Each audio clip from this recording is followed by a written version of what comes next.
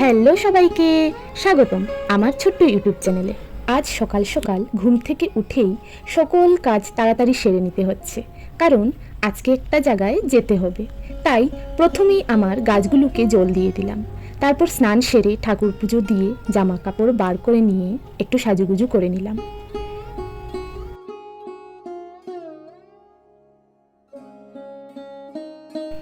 তাহলে কোথায় যাচ্ছিলাম সেটা তো আপনাদের বলাই হলো না।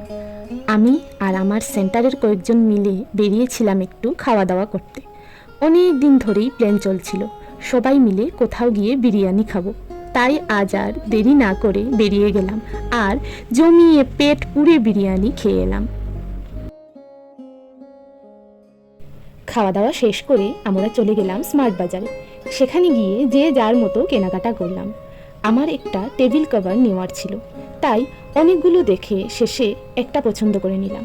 সঙ্গে আরও কিছু টুকিটাকি জিনিসও কিনলাম। বাড়ি ফিরতে ফিরতে সন্ধ্যা হয়ে গিয়েছিল। বাড়িতে এসে ভাবলাম আপনাদেরও দেখাই আমি কি কি কিনলাম। কিনেছি একটা বড় প্যাকেট ম্যাগি, দুটো বিস্কুট আর একটা হাইড অ্যান্ড সিক বিস্কুট, আর আরও কিছু ছোটোখাটো জিনিস।